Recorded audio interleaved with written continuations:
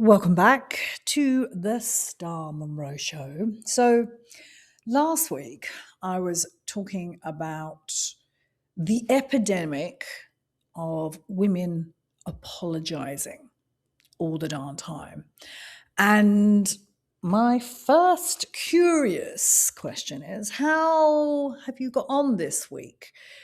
Have you noticed how much you apologize? If you do, did you endeavor to stop apologizing? And what came up for you in that process? I was talking to my girlfriend yesterday about how my work is rolling out, and a word that keeps coming up for me is alchemy, alchemize. And she was like, yeah, I love that word, but what does it mean for you? And I said, it means choosing a different response in real time. That's how you change. That's how I change. That's how we shift the tectonic plates inside us and become the version that we know, the woman that we know that we're here to be. And so this is leading me into talking about our inner villain today, because there's a very special offer this weekend. So it's time sensitive. What was it? A couple of years ago, I did a program called Main Character Energy. And then after that, I did another program called High Standards Woman Finishing School. And in there, I started to investigate, get a little curious about our inner villain. Because this is what I've found in my life, is that I've always been assertive. I've always been pretty outspoken. I've always lived life my way, on my terms. And I'm not going to say that has always led to spectacular results. And yet, what it has done is it's enabled me to experiment with lots of different ways of being, moving through the world, trying things out. And so I have this whole bank, this whole library of information, of wisdom, of what works, what doesn't work, which makes me the perfect companion to any woman who wants to explore more facets of herself, because I've probably gone out there and tried it. So coming back to this assertiveness that I've always had, this kind of, let's say, aggression. And what I am definitely learning is how to harness my aggression in more powerful ways. I'm learning to alchemize it so it doesn't get spouted out in defensiveness or kind of when I'm being abrupt with people, or maybe even shutting down. So I'm learning how to harness these energies within inside us. And then that brings me back to society as a whole. And I'm not going to land this just with men anymore. This is it's a human being thing. It's men and women. And we're taught by society over and over again that to stand out, take up space, be loud, be assertive, it is not acceptable. It's just not acceptable, darling. A woman must be demure, quiet, elegant. Did I say polite? Let me say polite again. There's an obedience there. And whether or not you are sipping the Kool-Aid, this is still subliminally peddled to us underneath. And it is our responsibility to see this going on in the world and to then make a choice of whether we want to continue sipping the Kool-Aid or choose another direction. And I will always advocate for you to choose the opposite, the other direction, because that is the direction back to you, back to how you're here to live your life according to your desires. And it's not going to happen all the time. You are trying to fit in, keep up with the Joneses, mold yourself into somebody's idea of how you need to be. So this brings me back to the inner villain. And so I was going through my notes that I wrote, I think it must be over 2 years ago. And this is the first thing that struck me about this is I am so embodied in being okay with getting older. And I know that you could come at me or somebody could come at me and say, well, you had a facelift. So that's not being okay with getting older. And yes, I'm going to, because I'm not going to argue with people. I'm like, that's great. I hear you. That's your point of view. And yet for me, if you are interested in my point of view on it, is that I get to age my way. I get to age my way, and a facelift was a choice of mine. I always knew I was going to have a facelift. I'm ecstatically happy with the results 7 months on. And so for me, aging means that I get to live how I want to live. I get to follow what lights me up, what brings me joy, which I know full well, because I've been showing up online for many, many, many years, that fucking grinds people's motherfucking gears.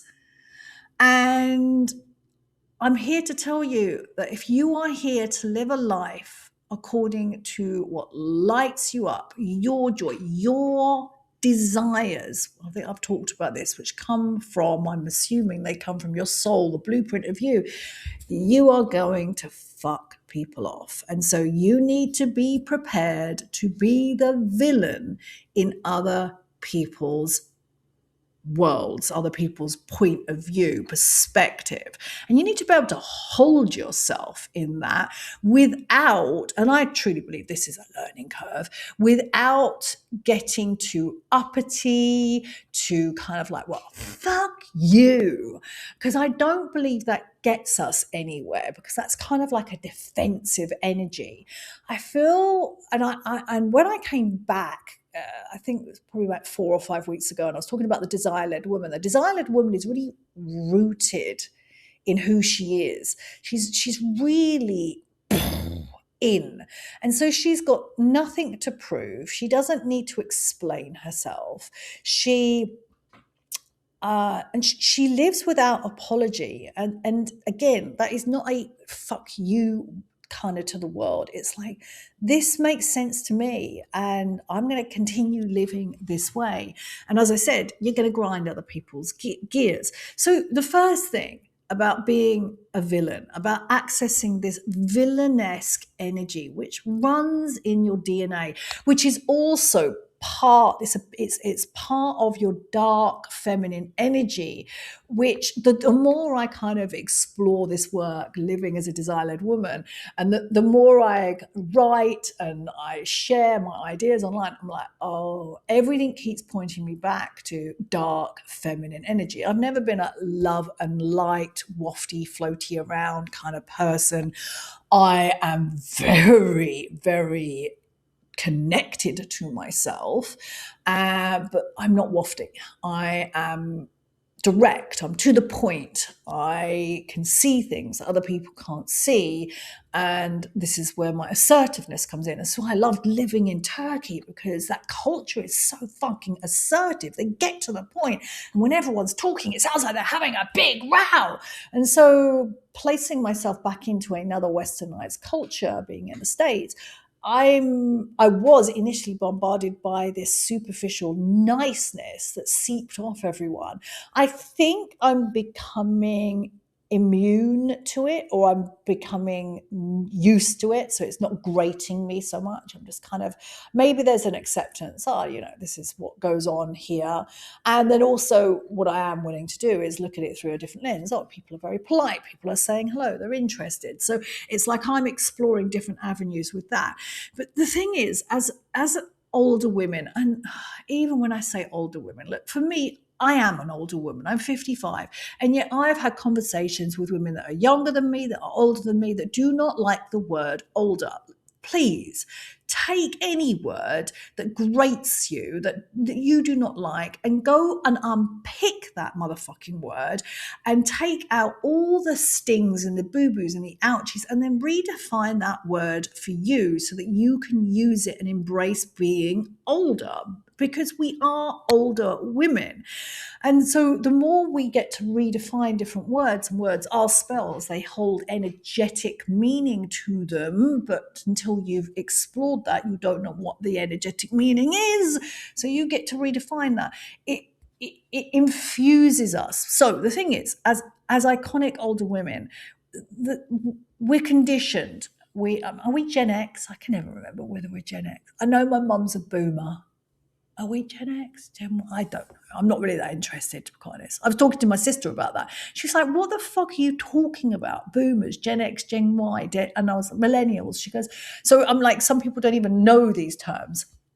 So I'm in my 50s, okay? And we've been conditioned, and this conditioning, unless you question it, you're conditioned to play the good girl. You're conditioned to please others, to suppress your deliciously devilish desires for fear of being too much, too slutty, too dangerous, too assertive, too aggressive. This is where your villain comes in. And so whenever, because my work is all about taking action, and so in action we alchemize. Remember what I said before, we choose a different response in real time, because if you carry on doing the same thing over and over again, just reading those self-improvement books, listening to those self-improvement podcasts, and not doing anything, not actually taking that out into your life and changing anything, nothing changes. So this is where you bring the villain in to your life, and you start accessing this energy that lives within your DNA, because the villain is an archetype and we are part of the collective unconscious. And within our DNA, I know I used to talk about this a lot, so within our DNA is the blueprint of who we are. And over the years that you and I have been on the planet Earth as older iconic women, we have collected many dust bunnies, I call them, kind of conditioning, kind of little burrs that stick onto our DNA that not us. And so a big part of entering into this second phase, this second stage of our lives, is to release out through the conditioning, which means that you've got to be a critical thinker, you've got to be a free thinker, you've got to question everything, you've got to question why are things like this, and do I want to carry on participating in it? And so as you do that, you take you literally brush the dust bunnies off your DNA, and so you're left with a clearer picture of who you are. And within that DNA are all the archetypal energies that live within this planet Earth and beyond. And so the villain is one of them. And I have always enjoyed watching female villains online. And so one of my favorites is Villanelle from Killing Eve. And let me take us back a notch. Alexis Carrington from Dynasty. Oh my God. I grew up with Alexis, and Joan Collins is still one of my iconic role models that I am like, whenever I just sit here looking into space going, what the fuck am I going to do with my life?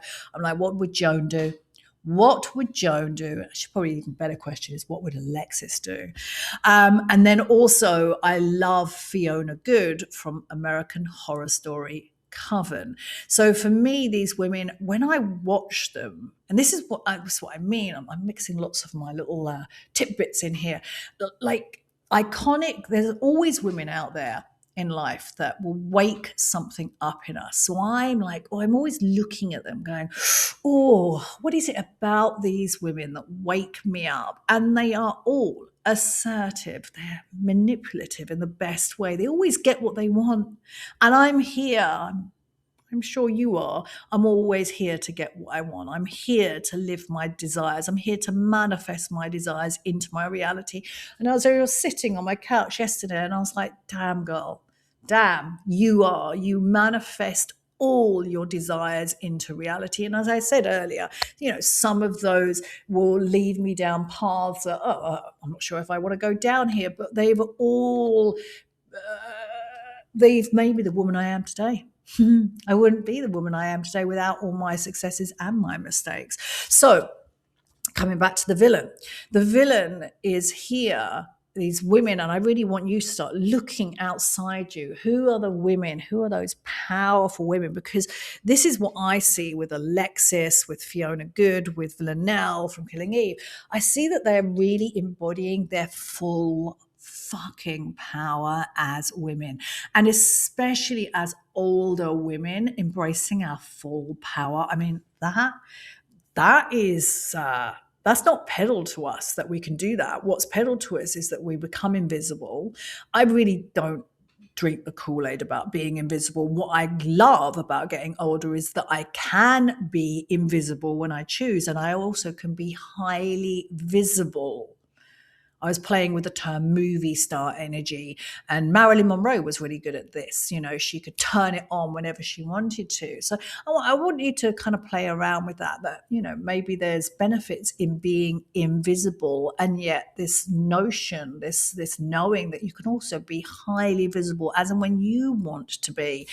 And so the other thing as well, what I love about being older is that men just don't bother me. They don't bother me. And I see them bothering younger women, and I see them, I watch them in the gym. And if I had a wish for womankind, is that they would really embrace their assertiveness more. They would really know that they can stand up for themselves. I've always been told that I had this scary kind of aura, and no one does tend to fuck around with me. And as I flip through the Rolodex of my life, the time that I really let people mess around with me was when I was highly disconnected from myself. I was drinking, I was doing drugs, I was making a lot of wrong decisions in my 30s. That was my rock and roll years. And these little weaselly, let's call them weaselly kind of manipulative men weed their way into my life because I wasn't taking care of my boundaries inside. I had no boundaries. Listen to this. I had no boundaries with myself. So therefore, how could I have boundaries with anyone else? So yes, it's really about, it's good to be assertive. It's good to stand your ground. It's good to have this kind of fiery, scary aura that protects you in life. And I get it, we could come into the argument that we shouldn't need to protect ourselves, and yet we do. So this is kind of where I've kind of come into this place. So again, coming back to being an older woman, I love that men leave me alone, that they're not oogling or drooling over me anymore. So I kind of feel a real freedom in that. So coming back to why this is so important. This is so important because I'm sure, like me, you're here to live your most fullest, vibrant, alive life, which means that you can't afford to fade into the background. You can't afford to rely on that. I would say it's kind of wonky mother energy, that kind of always taking care of everybody else at the expense of yourself, and you can't afford to always be agreeable. And so we have to learn how to hold our own opinions, share our thoughts, and be prepared for people not to agree with us and be okay with that. And also, as and when you have the bandwidth and you would like to enter into a debate with someone, that you can hold your own without getting aggressive, without getting defensive. And, I'm going to be honest, I'm still learning how to do that myself.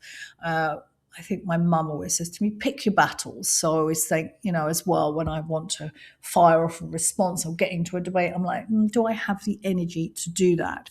So the villain is really important. And especially if you are looking to join me for my new program, Flaunt. We start on the 6th of September, and this is an epically devilish, deliciously 30-day experiment. I love experimenting with things where you get out of your comfort zone, amplify and unleash your dark femme energy so you can stand out and show up unapologetically.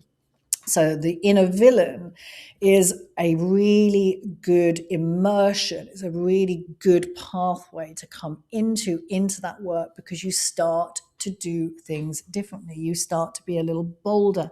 You start to take a few more risks. And so the villain for me is someone, it's because whatever we train inside us. And so I was filming a couple of videos earlier today, and I was talking about my background. Like, I come from a traumatic background. I come from adversity, and I've had to claw my way out of that adversity. And I know that I am the sum total of all the parts before me. And so there are many wounded parts, because even though we heal those parts, they're still going to be wounded. They just know that they have a safe place within me, and that I take the reins and they don't have to lead anymore. But when I take my eye off the ball, when I don't take good care of myself, then these wounded parts, they're like, they see their chance and they can take over. And, it hasn't happened for a long time, but it'd be like in dating. So 3 years ago, my wounded inner child would date. So any man that would come up and give us attention, she would be like, someone is giving us attention. Let's give them everything, because attention is my little thing that I love, and I love to be adored and seen. That's my little girl all over. And so that's how I got myself into lots of sticky relationships, because men gave me attention at the beginning and then it always ended in disaster. So she no longer leads the way anymore. And I would say my most mature, my highest version of myself leads the way as I move through the world. So if I come back to that, this acknowledgement of my past, that I have all these parts ready to jump into life. This is why, as I've looked over my work over the last 5 years, I've really explored and experimented with these archetypal energies that are within us. And if you've been with me for many years, I talked a lot about the queen energy, and I've talked about the high priestess energy and the villain, and I'm trying to think now, femme fatale, siren, dark femme. And so what we are doing when we're accessing these parts is we are waking up these dormant parts inside us to support us, to guide us through life, because life is a tricky motherfucker. It's unpredictable, uncertain, wildly chaotic. You and I have got no idea what's coming around the corner. And yet, if we have these allies inside us, if we are honoring and bowing down in reverence to all past versions of us, and then at the same time, we are activating these powerful archetypal energies that live within our DNA, when we activate that, they come on board and they support us in the very present moment. And it goes back to something as very simple as, if I'm wafting around, my friend used to say, like a tit in a trance, wafting around, going, I'm not sure what I'm going to do, and everything feels too much. All I need to do is go, what would Alexis Carrington do? What would Joan Collins do? And that is enough to evoke, because I've done the work on accessing my inner villain, to wake that part of me up and to lead me forward, rather than wallowing in self-pity, which is one of my things that I do very occasionally. And I feel sorry for myself. And so my antidote to that is to access these archetypal energies. So the villain is the perfect antidote to overwhelmed, to feeling stuck, to feeling lethargic, to feeling that you're too old, to feeling that you're feeling invisible, to feeling that you're feeling a bit flat and you're like, oh, I'm not sure what to do with life. Your villain is your go-to. Now, this weekend only, let me do the dates. So, as I said, it's time sensitive. 18th, let's say to the 20th, because I can't count on my dates. The 18th to the 20th, I have a mini program called Enter Your Villain Era. This is where you remember who the fuck you are. And as I said, this is a perfect immersion if you're going to come to Flaunt. Come and join me for Flaunt. And there's a whole series of programs that are rolling out. So we say Inner Villain, there's Flaunt, and then there's Hunger. So this weekend, Enter Your Inner Villain Era is normally $47. This weekend, my friend, it's $11. 11.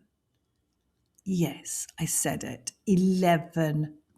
And inside this program, you get so much to inspire, to entice, to tease you. You get a playbook. I love creating playbooks. And inside there are 4 secret missions to activate your power in real time.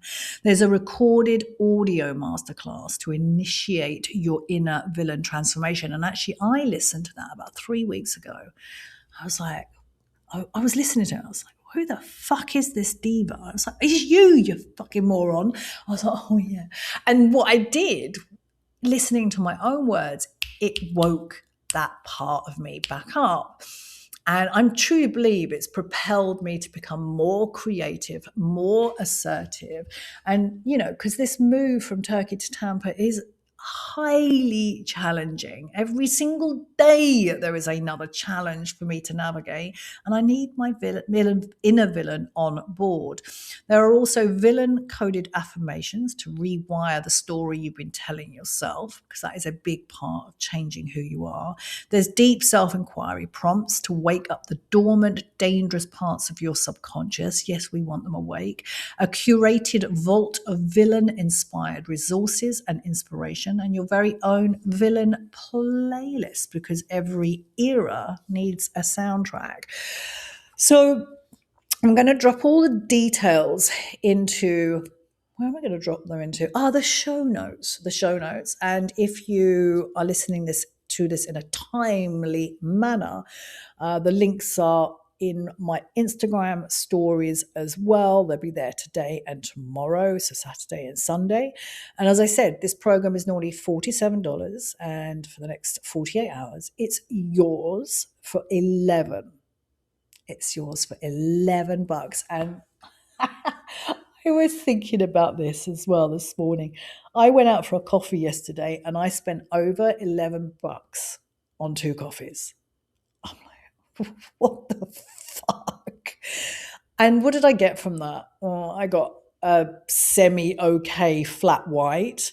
And I think my sister had an ice cold latte. We had a chat, but I didn't think that much of the coffee and forgot all about it. Now for $11, you're going to get this program that is going to radically transform your life and wake up your, I'm going to make a word up, badassery, your power. And this is what I'm here to really guide you into as desire-led women. I'm here to guide you into all the power that is inside you. You are sitting on so much fucking untapped power. It's there. Everything you need is in the show notes. And as you dare to live as a desire-led woman, I'm going to meet you there.